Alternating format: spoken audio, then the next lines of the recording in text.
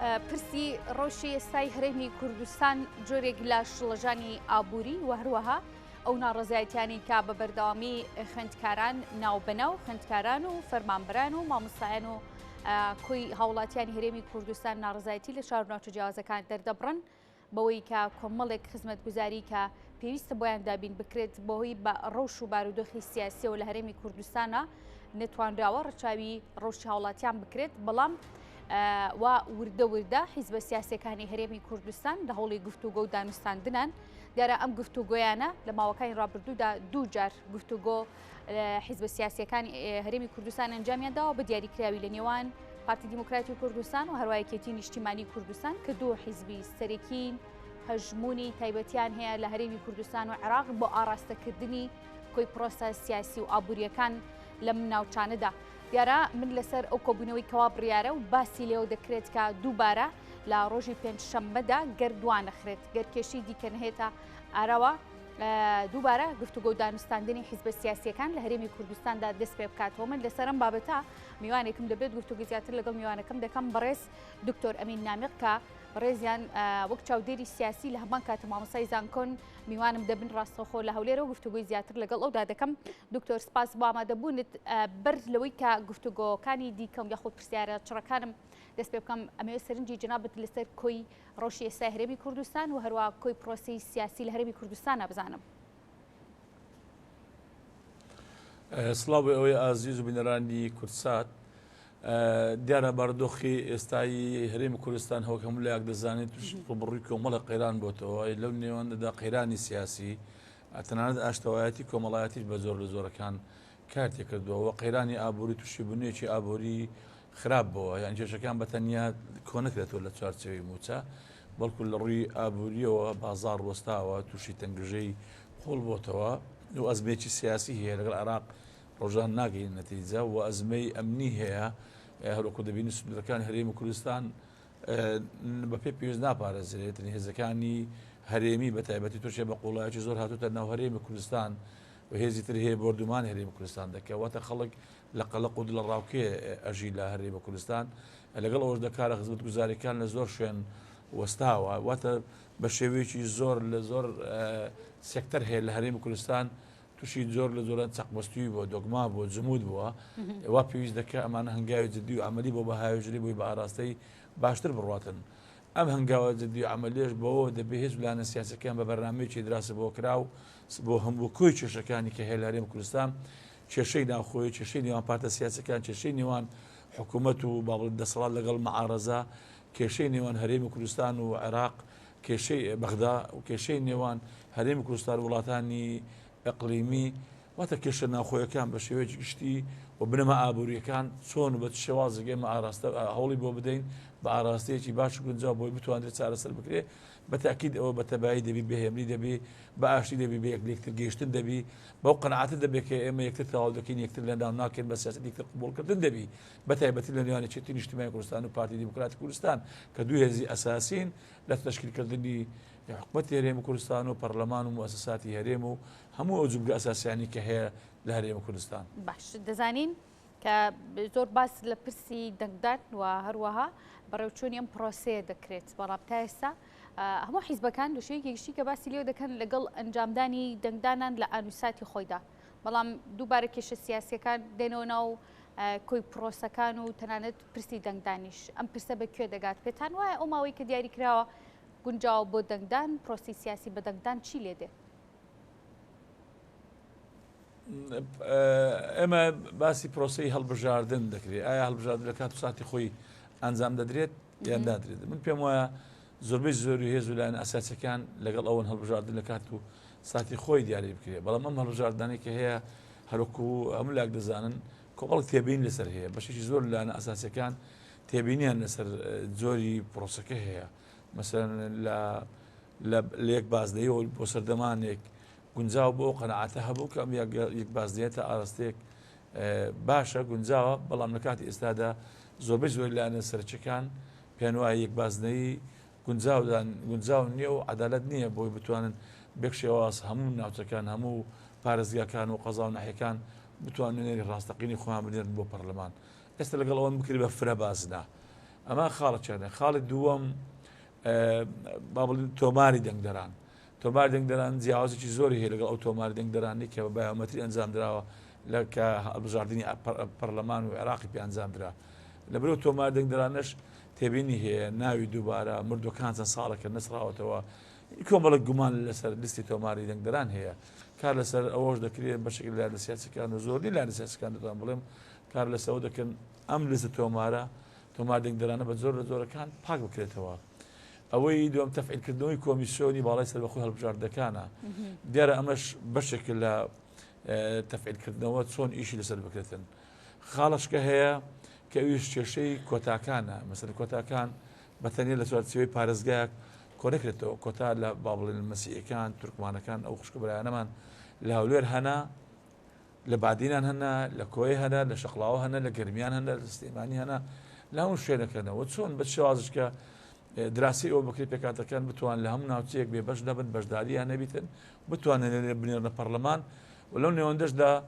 خۆیان تەمسیلی خۆیان کە خۆیان نوێنەرایەتی خۆیان بکەن نەک هێزێکی سیاسی کوردی نوێنەرایەتیان بکاتون ئەوانش تەمسیلی ئەو هێزە سیاسی کوردیە بکەن بە تایبەتی لە هەندێک بڕیاری گریک هەیە کە لە پەرلەمان پێویستە بڕیاری لەسەر بدرێتن لەبەر ئەوانە هەموو ئاستەنگن کێشەن کە تەشکیلەی ئەم حکومەتی ئەمجارش کراوە کە زۆر جەختی لەسەر کراوەتەوە لەو اتفاقاتە لەگەڵ هێزبوانە سیاسەکان بە تایبەتی اتفاقی نێوان یەکێتی نیشتیمانی کوردستان و پارتی بکاتی کوردستان دوو خاڵی زۆر گرنگ بوو یەکەم ئەو با بڵێن کێشانەی ئەو بڕیارانەی ئەو یاسایانەی کە ڕەهەندی نیشتیمانیان هەیە پێویستە بە سازان بی بە سازان زۆر تاکید لەسەرکراوەتەوە ئەوەی تر شەراکەتی ڕاستەقینەیە واتە ئەم کێشانە ئەبێ سازانی بۆ کرێت چۆن بە شێوازی لەم کۆبوونەوەی کە دەزانین ئێستا چە کۆبوونەوەک ئەنجام درراوە ئومێد دەکەی کۆبوونەوەی ترش ئەنجام بدرێت لەم کۆبوونەوەی کە ئەنجام درراوە دوو کۆبوونەوەیان کۆبوونەوەیشی کە ئێستا باسی لێەوە دەکرێت وا بڕیارە ئەنجام بدرێت پێتان وایە ڕەچاوی ڕەوشی هاوڵاتیان کرابێت لە پرۆسی دەنگداندا ئەم کۆبوونەوانە بە دیاریکراوی ڕاستە بەیاننامە بڵاو دەکرێتەوە لە کۆبوونەوەکاندا توانراوە چی ئاراستە بکرێت پرۆسی سیاسی و هەروە ڕەوشی هاوڵاتیان و دۆخی ئابووری تا چەند ڕەچاوەکرێت لەم کۆبوونەوانەیە بڵێ هەفی خاندەنجی ئەو بەکەمی دەگاتن لای من دەنگتان کزە تۆزێک باش دکتۆر حاڵی نابم باشە دکتۆر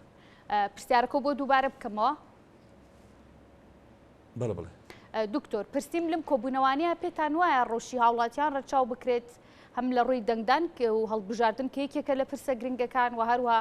ڕۆژی هاوڵاتیان لە ڕووی ئابووریەوە لە ڕووی دارایی و پێدانی موچەوە لەم کۆبوونەوانەیە چی ڕەچاو کراوە لە کۆبوونەوەکانە باسی چی دەکرێت تەنها پرسە حیزبی و بەرژەوەندی حیزبیەکانیان ڕەوشی هاوڵاتیانیش تێکەڵ بە گفتوگۆکان دەکرێت بەڵێ لە ئەساسدا ئەبێ ئەو کۆبوونەوانە بۆ پرسی هاوڵاتیان بێ یعنی خۆ تۆ حکومەت و کیان و قواری کوردی بۆچی ئەگەر بۆ خزمەتکردنی خەڵک نەبێ لەوەرەوەم پێم وایە لەو کۆبوونەوانە بە تەئکید باسی کێشەکانی هاوڵاتیان دەکرێت کێشەی خەڵکی کوردستان دەکرێت کێشەی خاک و خەڵکی کوردستان دەکرێت بەڵام خزمەتکردن و کیان و قواری کوردی کاتێک گەشە دەکا و کاتێک توانێت خزمەت بکەیت کاتێک ئەتوانی کێشەکان چارەسەر بکرێت کە ئێمە لەگەڵ یەک تەبابین ئەم حکومەتە هەمومان بە حکومەتی خۆمان بزانین و حکومەتەش هەموو ناوچەکان بەبێ جیاوازی بە ناوچەی بەکیان و قواری کوردی بە مڵکی حکومەت هێرێن بزانین بە خەمی حکومەتی خەمی با بڵێن کێشە و کەموکڕەکانی بزانێتن یعنی ناکرێت حکومەت خۆی بەتەنها بە مەسئول و بە حکومڕانی ناوچەیەک بزانێت و شارێک بزانێت واتە حکومەت ئەبێ حکومەتی کۆمەڵانی خەڵکی کوردستانی بۆ کۆمەڵانی خەڵکی کوردستانیش با بڵێن لە هەردوویەکەیدا تاواکەری یەکتری حکومەتەکە بە خۆیان بزانن بەتاکید ئەوەش بەوە دەبێ هێز و لایەنە سیاسەکان قەنەعەتیان بێ قەنەعەتیان بێ کە ئەم حکومەتە ئەم کیان و قوارەیە شایستەی ئەوەی پشتیوانی تەواوی بکەن بۆیە بووە ئەوان هەمیان لەگەڵ دۆست و لایەنگەرەکانی خۆیان کار لەسەوە بکەن کە قەنەعەتی پشتیوانی حکومەتە بکەن ئەوەش بەوە دەبێ ئەم حکومەتە بتوانێت قەنەعەتێک لای هێز و لایەنە سیاسەکان دروستکە بەتایبەتی ئەو هێزە ئەساسیانی کە لە حکومەت بەشدارن ئەم کێشانەوە کەموکڕیان هەیە بەتایبەتی ئەوەی کە پەیوەندی بە موچەی فەرمانبەرانەوە هەیە پەیوەندی بە قوتی خەڵکی کوردستانەوە هەیە پەیوەندی بە خزمەت گوزاریەوە هەیە بە کێشە ئەمنیەکانەوە هەیە بە ئاشتی کۆمەڵایەتیەوە هەیە بە کێشە سیاسەکانەوە هەیە هەموو ئەوانە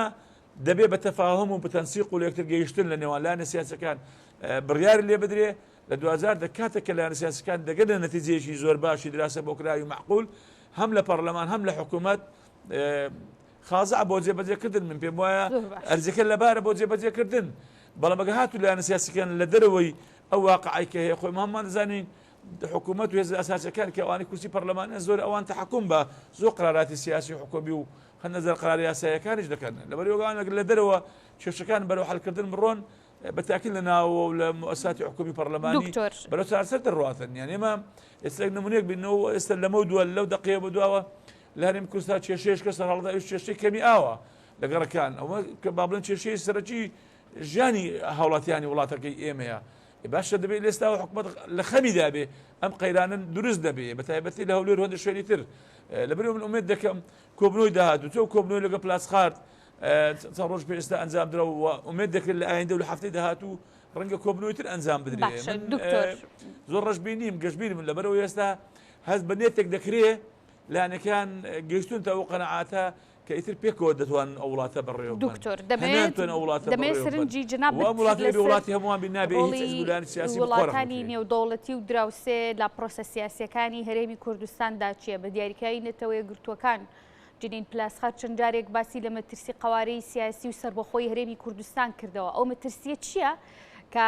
نەتەوەی گرتووەکان و جنین پلاستخارد باسی لێوە دەکەن چ مەترسیەکەیە لەسەر ئەم قوارەی سربەخۆی هەرێمی کوردستان بڵێ جنین پلاسخارد نێشاردوتەوە چەند جارێکە هەرێمی کوردستان ئاگادار دەکاتەوە کە هەردۆخی هەرێمی کوردستان لە مەترسیدایە مەترسیەکان چین کرد ناو هەرێمی کوردستان بوونی هەیە یەک لە مەترسیەکان هێزدوانە سیاسەکان یەکگرتوونین وەستە لێکترازان هەیە با بڵێ سازان نییە لێک نزیک بوونەوە زۆر لاوازەکە ئەم لێکترازانە ئەم یەکتر قبول نەکردنە ئەم یەکتر شکاندنە ئەمە خاڵێکی زۆر خراپە بۆ ئێمە و هەرێمی بە کوردستان خاڵی دووەم بەرتەسەکردنەوەی بنەما دیموکراسیەکان یعنی نەتەوە یەکگرتوەکان یاخود بلاسخارد لەگەڵ ئەم حاڵەتە نییە کە با بڵێ بنەما دیموکراسیەکان بەرتەسک بگرێتەوە بێ دیموکراسیەت بوونی هەبێ ئازادی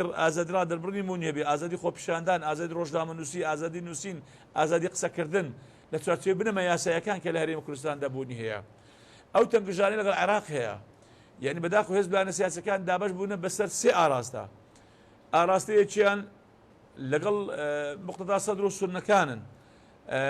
ئاراستەیەکی تەرکە با بڵێن ئەوانە باڵێ کە دەیانێ حکوومەتی زۆری نەپێک بێن ئاراستەیەکیشکە لەگەڵ هەمەهەنگیتان سیقن لەگەڵ ئەوانن ئاراستەیەشکە هەیە خۆی بە معارەزە دەزانێت و لەگەڵ هیچیان نییە یەکورد نزیکە 65 کورسی هەیە ئەگەر یەکگرتوتە بابی یەک لیست بێ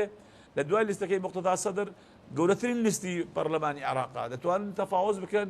زۆر لەو تەفاوزە زۆر دەستکەوتی کورت هەیە لە چوارچێوەی دەستوردا بەدەستی بهێنن ئەو ناتەبایەش کارەشکەی هەیە بنیەی ئابووری خەڵک یعنی خراپە یعنی ئێستا خەڵک سیر دەکات لە هەرێمی کوردستانی عێراقی جوابە و دۆخە بە عێراقیش وایە بەڵام لە هەرێمی کوردستانی خەڵک بە ڕێژەیەکی زۆر کەم بەشداری هەڵبژاردەکانی کرد لە هەڵبژاردی پەرلەمانی عێراق کەواتە خەڵک لێمان ناڕازی خەڵک لێی لەو کیان و قەوارەی هەیە لەو سیاسەتە هەیە کە سیستەمی حکومڕانی ئەو وڵاتە بەڕێوە دەباتن کاتێک ئێمە تەماشای هەڵەوکەم و کوڕەکانی خۆمان نەکەین هەوڵ نەدەین کە وا چارەسەر بکرێ بەتەئەکید دۆستەکانمە لە دەرەوە نیگەران دەبن نیگەرانەکان ڕەنگە بگاتە قۆناغی یاخۆن من هیوادار بگاتەوە قۆناغا ڕەنگە بگاتە قۆناغ لێمان قبوڵ نەکەن باشە زۆر جار دەوترێت ئێستا هەیە پێم وایە کە سیاسی کورد هەستی بۆ مەترسیانە کرد و خۆشمان دەبینین لە عێراق لە عێراق ڕەشەکان دەبینین بڕیارەکان دادگای فیدرالی دەبینین سکاڵاکان دەبینین سەر کۆمپانیەکان کەس عقودەکان چۆن ئیمزاکراوە چۆن ئیمزا نەکراوە بە تایبەتی ئەوەی کێشەیەکی پەیوەندی بنەوەتەوە هەیە باشە دکتۆر دەبێت بزانم کە ئەم کۆبوونەوانەی کە ئەنجام دراوە تا چەند لەژێر کاریگەری و خواستی نەتەوە یەکگرتوەکان و بە دیاریکراوی جنین پلاسخارد هەبووە یاخود لەژێر کاریگەری و هەژمونی ئەوانە بووە بلاسخارد کەسایەتێکی بەهێزە کەسایەتێکە چ کاتێکە لە هۆڵندا وەزیر بووە چ پێش ڕوخانی سەدام چ دوای ڕوخانی ڕژێمەکەی سەدام لە ناتۆ لە نەتەوە یەکگرتوەکان لە ڕۆژهەڵاتی ناوەڕاست ڕۆلی کاریگەر بووە و هەبووە و کەسێکی زۆر بە ئاگایە زۆر وردە زۆر بە دەقیقی شتەکان دەخوێنێتەوە قسە لە خۆیەوە ناکە بە تاکید ئەو قسانەی ئەو دەکا معلومەیە و پێم وایە لە بەشێکیشی بەس بەتەنها پەیام نییە بە ئێمە دەگەێنێ بەشێکیشی دۆستێکی ئێمە وەکو گەلی کوردستان بەشێکیشی لە پەرۆشیەتی یازداکە ئەو دۆخی هەیە بەرەو ئاراستەیەکی خراپ و مەترسیداتر بڕوە لەوەی کە هەیە بلاسخارد بە تاکید ڕۆلی کاریگەری هەبووە لێخستنەوەی لایەنە سیاسەکان کۆبنەوە بکرێتن هەوڵە جدیدا هەموو هێزلایەنە سیاسەکان کەسی یەکەمیان بەشدار بن لەو کۆبنەوەی ڕابردوو کە ئەنجامدرا پەیامەکانی لەو کۆبنەوە گەیان هەندێک لە هێزلایەنە سیاسی کەسی یەکەمیان بەشدار نەبوون بەڵام پەیامەکانی گەیان بەلایانی کەم هیچی ئەنجام نەدا بێ بڵاسخار توانی بەستەڵەکێک بتوێنێتەوە کە پێشتر هێز بلانە سیاسەکان بە تایبەتی لە لووتکە نان دەتوان لەسەر یەک مێزی خڕ با بڵین گفتوگۆ بکەن و دابریشن چێشەکانی خۆیان باز بکەن لە زیاتیەوە لە سوسیال میدیا و لە ئەلام و لە ڕاگەیاند و لە شوانە قسە لەسەر یەکتر بکەن و پەلامارێکتری بدەن و زمانی زبر لەلایەن کادرەکانیان لە بەرنامە کەناڵە تەلەڤیزیۆنەکان لە سوسیال میدیا بەکاربێدرێتن لەسەر یەک مێز توانرا و بەڵستەڵەکە بتوێتەوە و دانیشتن بکرێتن و لەگەڵ ئەوشدا دانیشتری تری کرا لە سەرۆکاتیارێم ئەمانە پێم وایە دڵخۆشکردن ومێت دەکرێت تەموو مژەکان وردە بڕێتەوە دانیشتنی تریش بەردەوام بێ من پێم وایە بلاسخارد لە هەوڵی ئەودا کۆبنەوەی کە ئەنجام داتن لەو کۆبنەوەی ئەو جارە ڕەنگە بەرەو پێشچوون هەبێت. دکتۆر ئەم پرسیارە دیارە زۆربەی جار هاوڵاتیان یاخودۆ کۆمنتانی کە دەنووسرێت لە نێو پۆستەکانی سوسیال میدیا دەیان بینین زۆرێک زۆر لە کەسان یا شارەزایان هاوڵاتیان پرسیاری لۆژیکی دەکەن کە بەرژەوەندی نەتەوە یەکگرتووەکان چییە لە سەروەری هەرێمی کوردستاندا بۆچی هێندە مەبەستێتی کە هەرێمی کوردستان ئەم جۆرە سەروەریی هەبێت لە ناو خاکی عێراق و لە ڕۆژهەڵاتی ناوەڕاستە. بڵێ ئێمە هەمومان دەزانین ئەم هەرێمی کوردستان نۆقیان و کیار و قەواری کە هەیە لە دوای ڕاپەڕین و کۆزڕی ڕاپەڕینی بەهاری نۆتێک و کۆزڕی ملیۆنان خەڵکی کوردستان منطقەیەکی ئامن دانرا بە تەئکید وڵاتانی دەرەوە لە تەیەکگرتووەکان با بڵێ نیو ئێن ئەمە متحیدە ئەمانە ڕۆڵی کاریگەرن هەبوو لە پاراستنی ئەو ناوچەیەکی هێڵی پاراستن و 36یان دانا بۆ عێراق و ناوچە دژەفرینیان بڕیار لێدا لەبەرەوەی ئەم دۆخێکی لە هەرێمی کوردستان ئەوان ڕۆڵی کاریگەریان هەبووە پێگەی هەرێمی کوردستان پێگەیەکی ئەساسیە لە ڕۆژهەڵاتی ناوەڕاست پێگەیەکی گرنگە و ئەوان هەمیان لە نزیکەوە وڵاتانی دەرەوە و دۆستەکانمان لە ڕووی ئینسانیەوە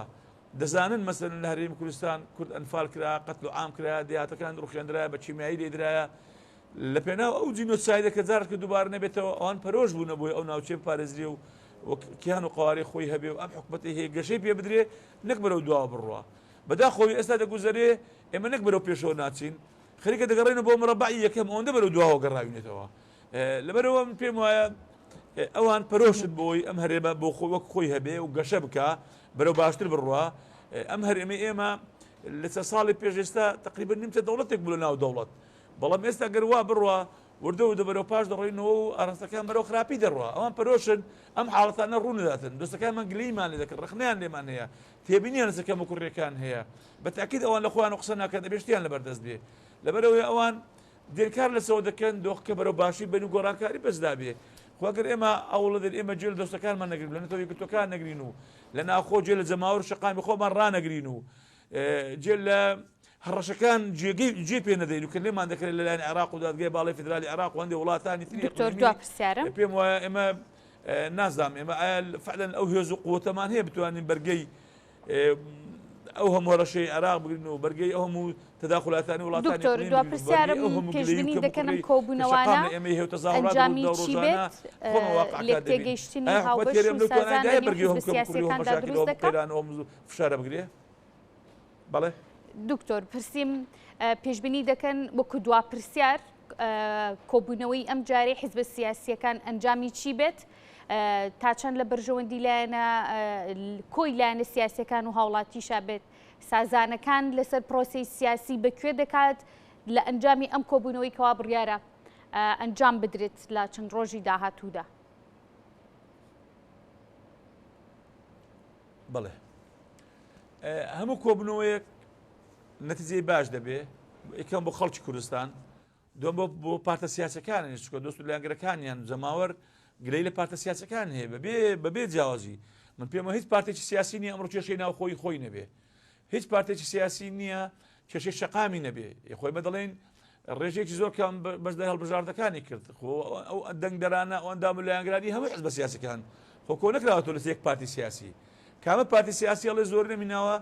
بابێ ئەحسایەک بکاتن لە هەڵبژاردی ڕابردوو لە پەرلەمانی عێراق ڕێژەی دەنگدەرانی چەند دەنجی هێناوە ئەمجار چەند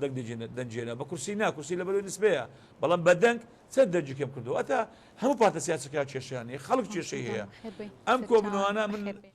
ناڵێم ئەم کۆبوونەوە کۆتایی بە هەموو تەنگژەکان دەینی بەڵام ئەم کۆبوونەوەی ئەو جارەکە لە هەفتەی داهاتوویان لە ئایندێکی نزیکدا ئەنجام دەدرێ من پێم وایە بەرەو پێشچوونی زۆر باش بەخۆیە دەبینی و کۆبنەوەکی ئەرێنی دەبێ بەڵام برتی نابێت لە چارەسەرکردنی هەموو مەشاکلەکان بەڵام کۆبنەوەکان بەردەوامی دەبێ بە ئومێدی چارەسەر من پێم وایە چەندی کۆبنەوە ئەنجام بدرێت چەندی لێکتر گەیشتن ئەنجام بدرێت چەندی گفتوگۆ هەبێ باشتر لە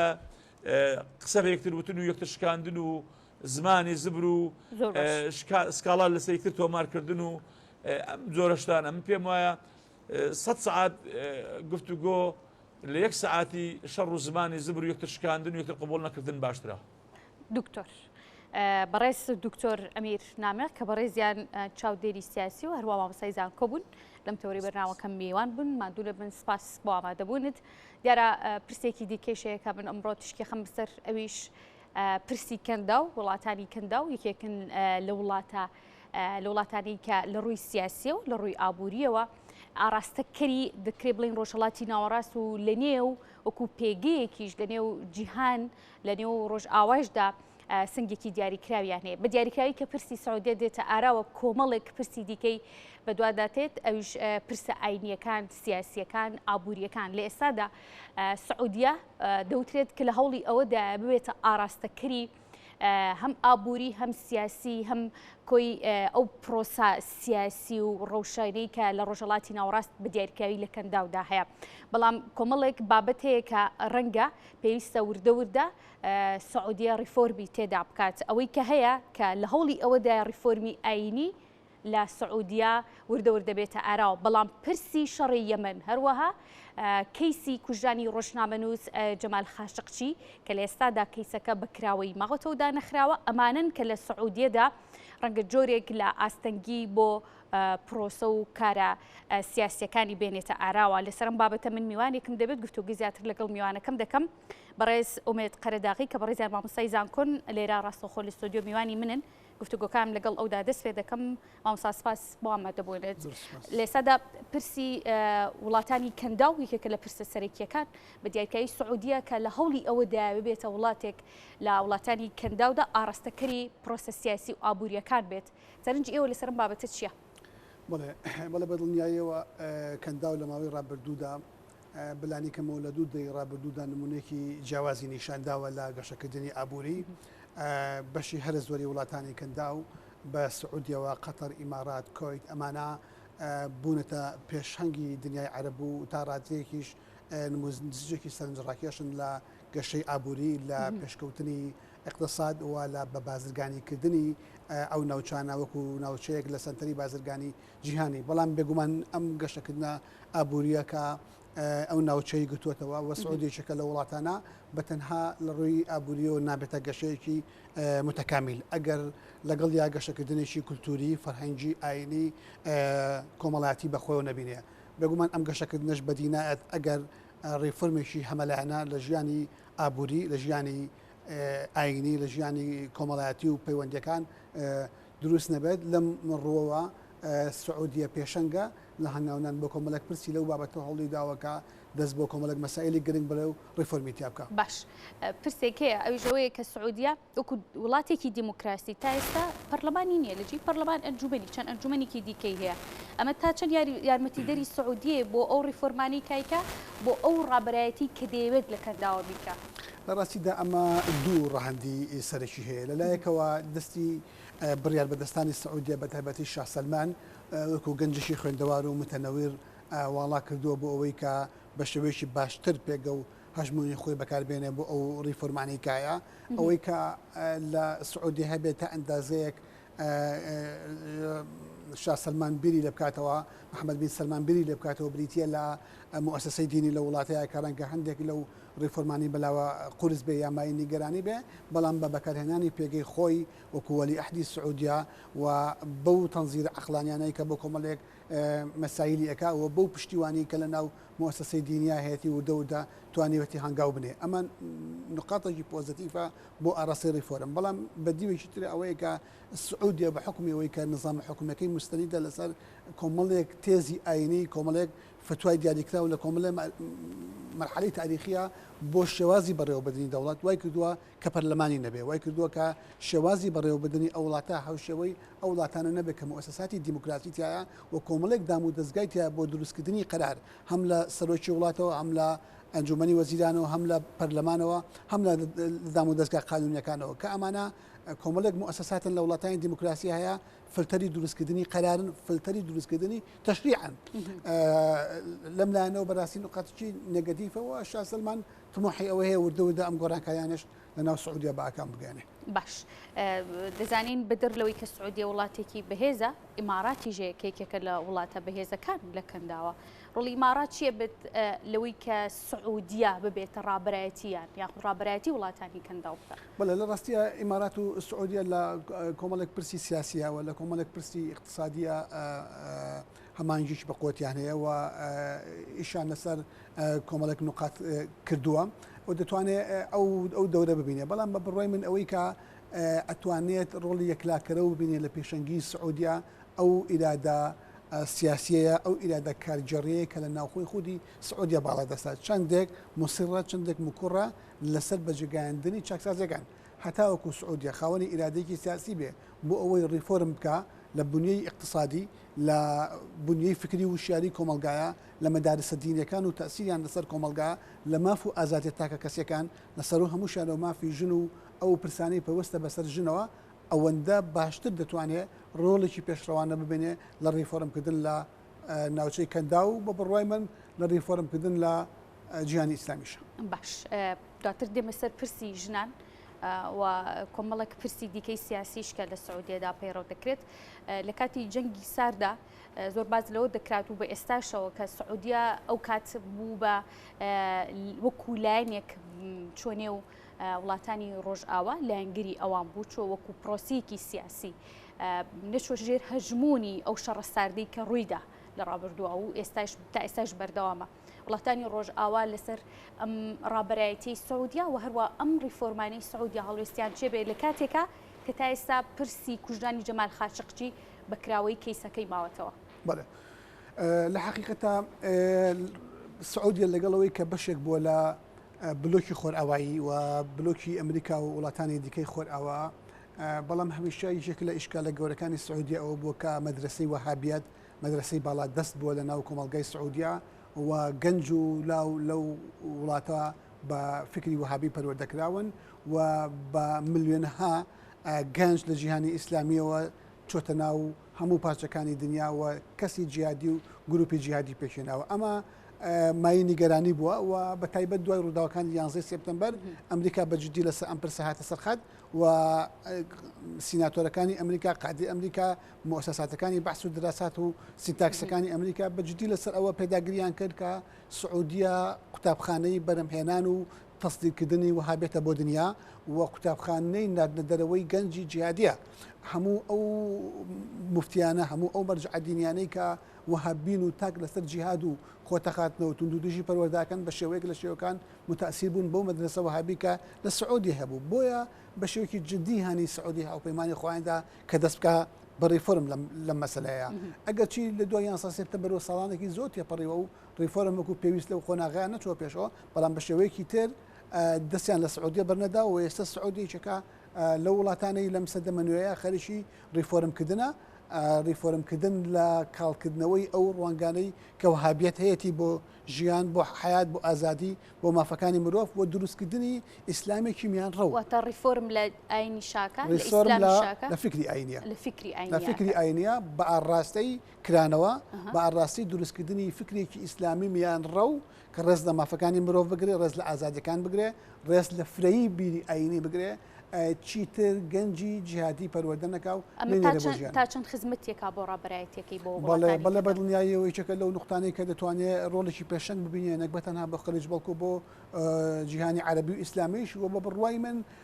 بە مەرجی مکوڕبوون و جدیبوونی سعودیە لەسەر ئەمکاری ڕەنگە سعودیە لەم ڕێگەیەوە بتوانە خزمەتێکی گەورە بە بڵاوکردنەوەی تەسامحی ئاینی ژیانی لە بوردەی ئاینی ئاشتی خوازی ئاینی بکە لە جیهانی ئیسلامیە لە بەدیری بیرۆکەی تۆندڕەوی ئاینی و جیهادی ئاینیا ئیسلامێکی متەسامح ئیسلامێکی یەکتر قبول کرد لە ناو سعودی و لە ناو جیهانی ئیسلامیشا پەرە پێ بدە کە کەمتر خزمەتی تونڕێی بکە زیاتر و زیاتر لە خزمەتی کرانەوە و ماف و ئازادیە گشتەکان و ئازادیە مەدەنیەکان نابێت. مامەساومێت ئەمە بزانم لێسادا هەژمونی سعودی و کوڕابەرایەتیکردنی لە وڵاتانی کرداوە ئەبینرێت هەنگاوەکانی دەستی پێ کردووە. لە ڕاستیدا سعودیا لە سەردەمی شاه سەلمانەوە بدایەت کە دەسڵاتی گرت دەستە حەلوفێکی پێکێنا بۆ لێدان لە حوسیەکان لە یەمەن پێشتر وا تەسەوور ناکرا کە سعودیا بتوانێت ئەرچێکی ئاوا لە ئەستۆ بگرێت بە شێوەیەکی گشتی سعودیا وڵاتێکی محاید و لە سەردەمی مەلیکەکانی پێشەوە بەڵام لەگەڵ پێکاتنیەوە تەحالوفێکی گەورەی پێکێنا لە وڵاتانەیە دژ بە حوسیەکان و لە سەردەمی دواتریشان لەگەڵ میسر و ئەمریکا و ئەندێکا تەحالوفێکیان پێکێنا دژی قەتەر کە ئەوە بوو ئەگەری ڕوخاندنی قەتەر و ئەوە هەبوو و گەمارویان خستە سەر قەتەر بۆ ماوەیەکی دوور و درێژ یعنی ئەم جوڵانی سعودیا بۆنی ڕابەرایەتیکردنی سعودی لێوەدێ لە ڕووی سیاسی و هەشمن و پێگەی سیاسیەوە بەڵام بیرمان نەچێ ڕۆ سیاسیەکە تەنها مەرجی ڕابەرایەتیکردن نیە لە کەنداوە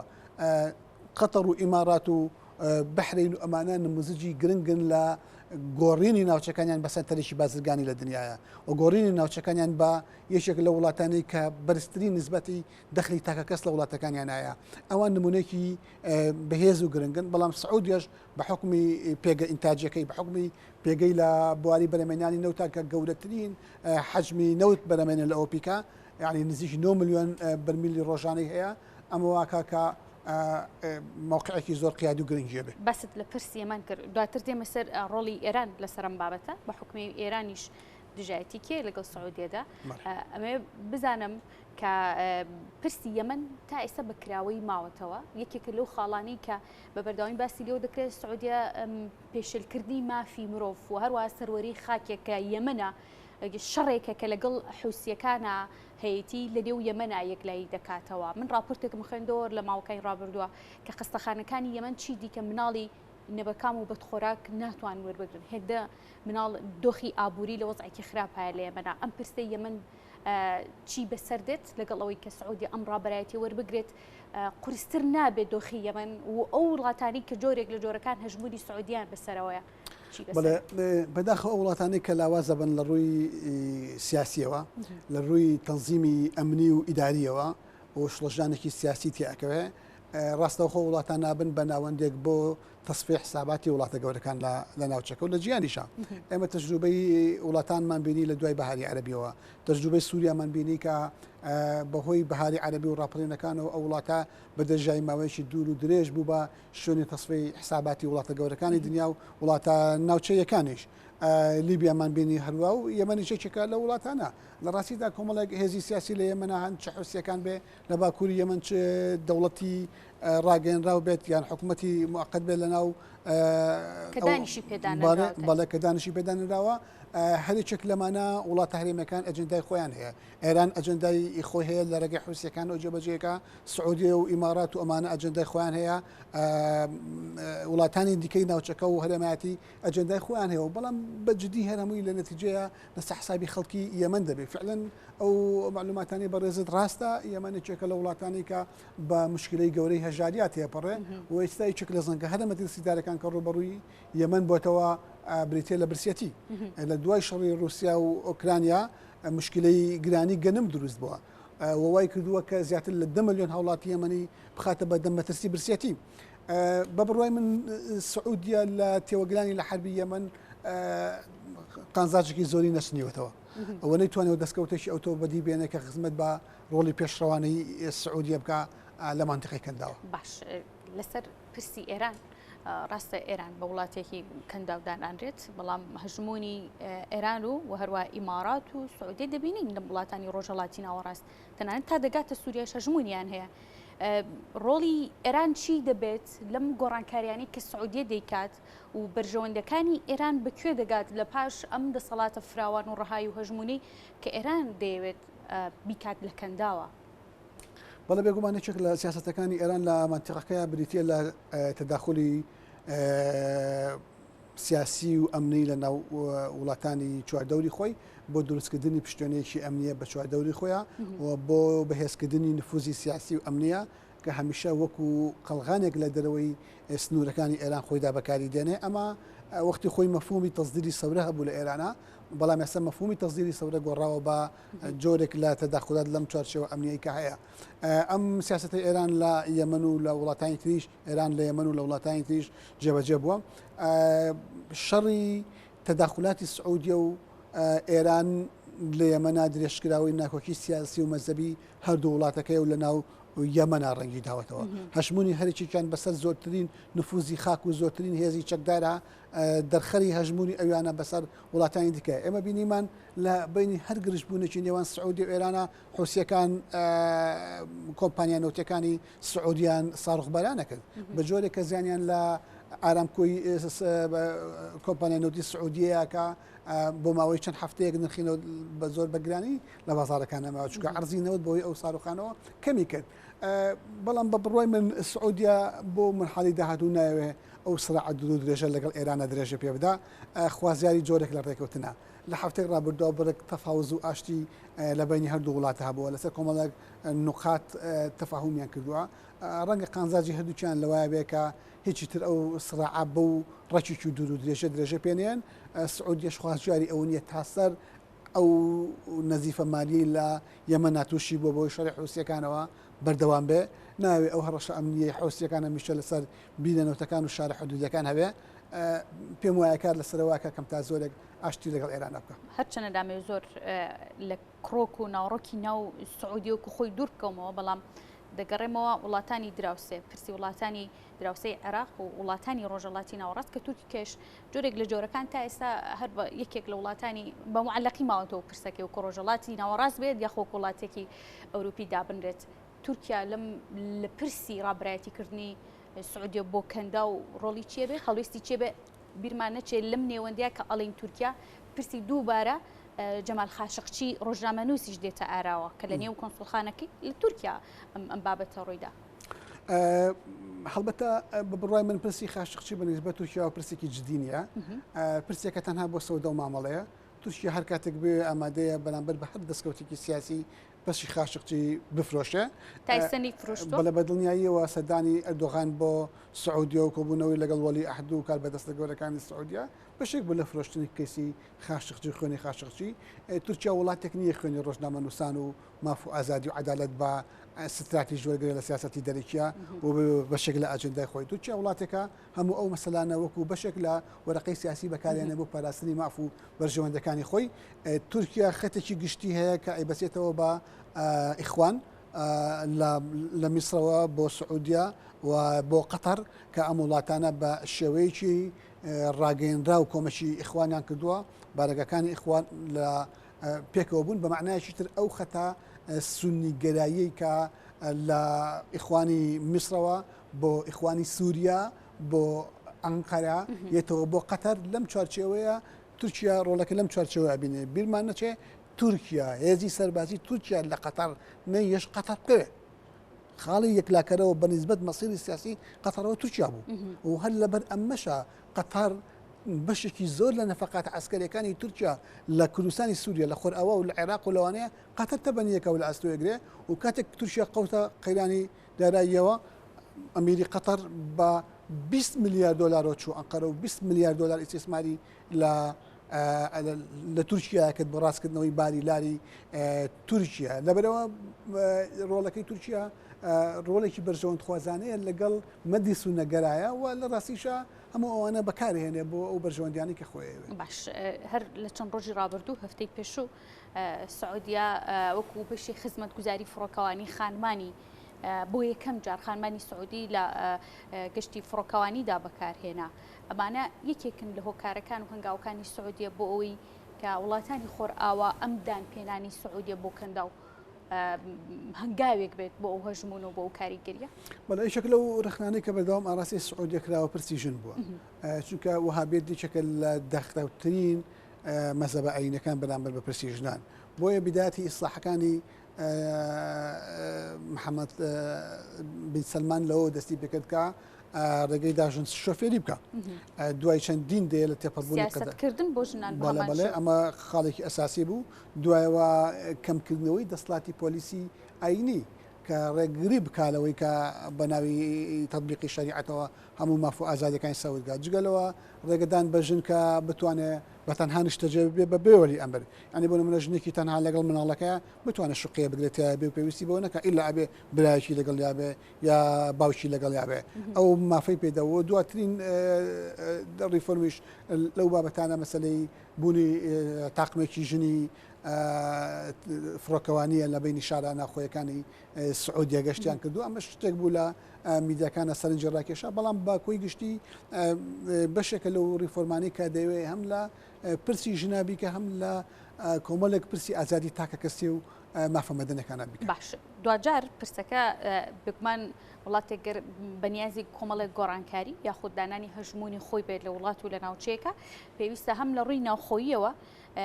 دان پێدانراو بێت وەکو وڵاتانی دراوسێ و وڵاتانی کە جۆرێک لە حلف و لە ڕێکەوتنیان هەیە و هەروەها وڵاتانی ڕۆژاوش پێویستی بەوە بکە دانپێدانانی هەبێت لەلایەن وڵاتانی ڕۆژاواوە ئەبدات پێدانانەی لەلایەن ڕۆژەڵاتی ناوەڕاستەوە بە دیاریکراوی وڵاتانی دیکە قەتەرە ئیماراتە وڵاتانی دیکە هەڵوێستیان چیە بێت دانپێدانانەکانی لەلایەن ئەمانەوە چاوەڕوان کراوە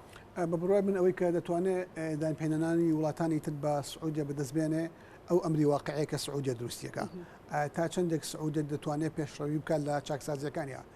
بیرمان نەچێت سعودیە تا ئێستا وڵاتشی نەوتیە ئەم وڵاتە نەوتیە شادەماری ئابووری سعودیە پێکدێنێ قوەتی ئینتاجی و صناعی سعودیە ضعیفە و قوەتی بازرگانی سعودیە غێری نەوت ضعیفە نسبەی هەناردەکردنی سلعە بۆ دەرەوە لە سعودیە زۆر نەهاوسەنگە بەراورد بە توانای سعودیە لە هەناردەکردنی نەوتە بەمعنایەکی تر هەمەڕەنجێکی اقتصادی لە سعودیە نییە بۆ پێشکەوتنی اقتصادی پێویستە سعودی ئەم هەمەڕەنجیە بەدی بێنێت دوو یەکێک لەو شتانەی کە زۆر ڕێگرە لە بەدەم گەشەی اقتصادیە داخراوی کۆمەلگایە لە ڕووی کولتور و نەریت و بیرۆکەی ئاینی و ئەمانەوە کە مشکلەی گەورەی بۆ دروستەکە سعودیە لەم لایەنەوە ریفۆرمێکی ئاینی کردووە و ریفۆرمێکی کۆمەڵایەتی دەستداوەتێ ریفۆرمێکی کولتوری و فەرهەنگی دەستداوەتێ لیژنەکانی تەدقیق و مراقبە بەسەر کتێب و گۆڤارەکانەوە کە لە دەرەوەیان کە تەرجوماکرن لە وڵاتانی دیەوە سعودی هەموو ئەمانەی کاک کردوتەوە ئازادیەکی زیاتری بە فکر و بە بیر و باوەڕداوە ئەمانە هاوشانی ئەوە دەبێت چەندێک سعودیە بتوانێت لە مەسەلانەیە هەنگاو بەرێتە پێشەوە و ئەم مەسەلانە بکە بە ئەمری واقع بە بڕوای من باشتر و زیاتر دەتوانێت دانپێدانانی وڵاتانی هەرێمایەتی و جیهانیش بە ڕۆڵێکی پێشڕەوانە و گرنگی سعودیە لە ڕۆژهەڵاتی ناوەڕاست و لە ناوڵاتانی عەرەبی و ئیسلامیا بەدەستبێنێت. مامۆستا وەکو دوا پرسیارمە بزانم هەژمونی سعودیە لە عێراق چییە؟ لە ڕاستیدا هەژمونی سعودیە لە ڕێگەی کۆمەڵێک حرەکاتی سیاسی و منەظەماتی مجتەمەعی مەدانی و ئەوانەوە ڕۆڵی هەبوو لە باشووری عێراقا کەم تا زۆرێک تەمبیلی ئەو مەسەلانە دەکات دەستی هەبوو لە هەندێک هاوکێشەی ناوخۆی سیاسی لە عێراقدا بەڵام بە شێوەیەکی ئەم ڕۆڵەکەی بەهێز نەبووە بقەت وڵاتانی تری هەرێمی. من زۆر سپاس دەکەم تا لەم تەورەی بەرنامەکەم میوان سپاس بۆ بەڕێز ئومێد قەرەداغی کە بەڕێزی وامسای زانکۆ بوون و ڕاستەخۆ لێرە لە ستۆدیۆ میوانی من بوون خۆشەویستان سپاس بۆ ئێوەش کە تا ئێستا بینەرمان.